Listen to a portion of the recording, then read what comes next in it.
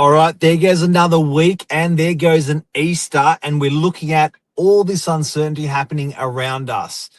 Watching the news with bated breath. How is it changing property? Stay tuned. We're going to tell you what it looks like on the northern beaches of Sydney.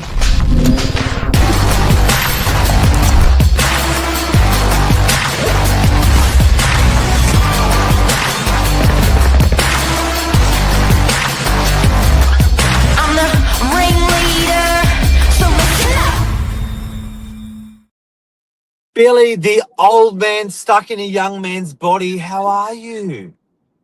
Good, thank you. Kind introduction. Look, I can't believe it's quarter two of this year. Where has the first quarter of the year gone? Oh, I thought you meant 7:45. Yeah, it's gone like nuts. I can't, like, there was Christmas, and then suddenly everything started appearing for Easter. Now that's gone. Yep. We are steamrolling into the middle of the year, and in uncertain times, might I add. Yeah. I can't remember a time where there's been so much noise, white noise, background noise. Do you know when COVID happened, there was two things. One was I used to say to people, if you're trying to understand what's happening, put on your essential glasses or your certainty glasses, I guess, but essential glasses. And if it fails the essential test through your glasses, it's going to be okay. So there was certain sectors that were essential, and they just kept rocking and rolling. And I think in these uncertain times, you got to look at it that way. What's essential, and that's what you got to get behind. Yeah, it is so interesting. There's so much noise in the market at the moment. I guess with COVID, we had maybe just when you turn the news on, one thing constantly fed at you, and that was COVID itself. Now it's a war, it's interest rates, it's different media outlets reporting the market is hot and cold. There's just so much consumer information out there. Trying to navigate if it bleeds, it reads. That's right. Yeah, if there's a good saying, if it bleeds, it reads. But if you're a buyer and seller, particularly on the northern beaches, how on earth are you supposed to navigate that? We're going to just give you, I guess, a quick snapshot as to what we're seeing this morning. Hopefully this helps with your marketplace as well. Well, it's a bit like the weather. You can really get involved, and you can really double down on stuff that's important, or you can double down on stuff that's not important. So I find, you can constantly be looking at stocks, because you're in it, or you can constantly be watching the news because you're so involved in the weather and stuff like that. So I think you got to pick your poison a little bit. Be careful about what you're or constantly exposing yourself to, because you can put yourself in a bit of a tailspin. Yeah, easily done.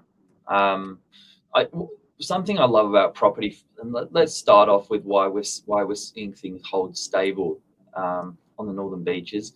It's a tangible asset, very different to something that you can't look, touch, and feel.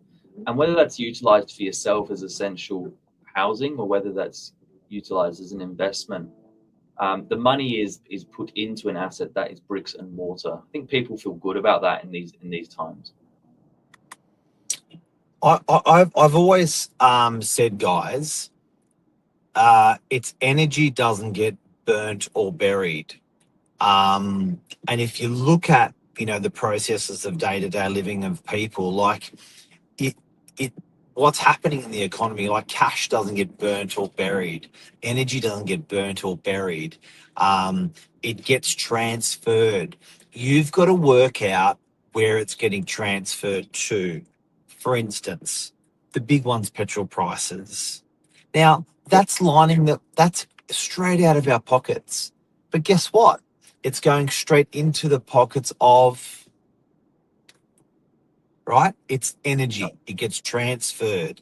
So I think when anything you're looking within the market, don't think, oh my God, it's gone, it's blowing up, it's disappeared, it's burnt. It's not. It's being transferred to another sector, perhaps, or another country, or somewhere else. So property's a great thing where again, if you're running those essential glasses over stuff and say, okay, what do we actually need? So I've witnessed now a recession in the early 90s, lived through it, worked through it.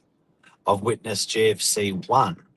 I've witnessed GFC 2, couple of wars, and now witnessing, I don't know what you call this, I guess there was also the war of, they were attributing the Russian stuff to prices of materials going up. Now they're attributing this to the cost of fuel going up.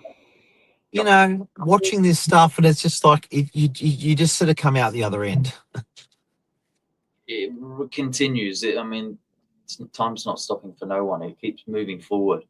So Yep. yes, it's interesting, to look at all of these impacts and what it has, the net effect on the buyers and sellers. I think actually anyone buying and selling property today, particularly on the buying side, is going to pick it up cheaper than what they will do when things stabilize again. I think prices will stabilize, of course, but there will be a price impact on some of this stuff because there's a lead time on it as well.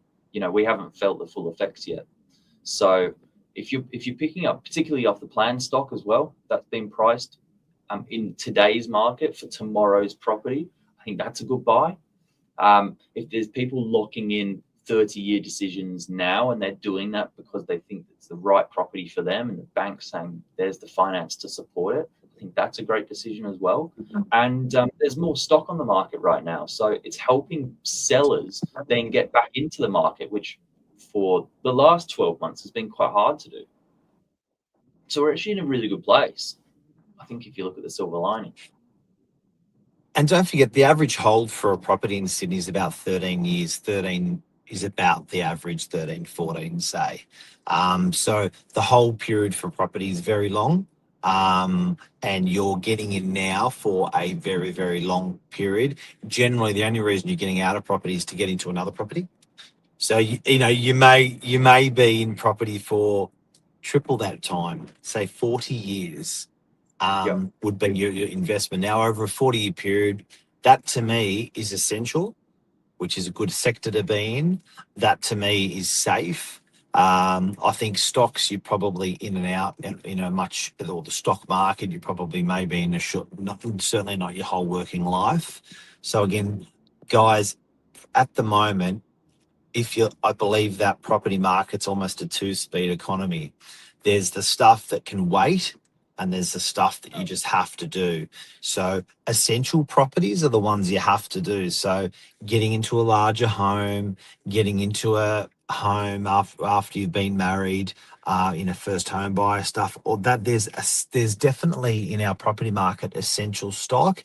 And in our property market, there's non-essential stock. Like, do I really need, that? Do I really need to sell that four-bedroom house to buy a four-bedroom house with views? No, that's not essential. It's luxury. And I'll rattle off a few other contributing factors here. It's perceived stability. It's essential demand. There's income potential here.